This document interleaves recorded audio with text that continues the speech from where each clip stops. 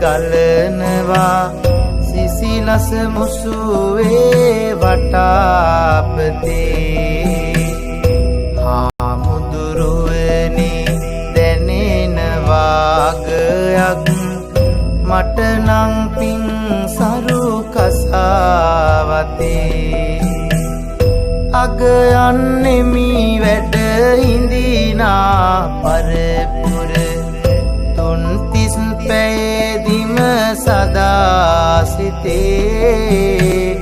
රට ජාතිය වෙනුවෙන් පෙරමුණගත් සඟරුවනයි හෙට අනාගතේ සඟරුවනයි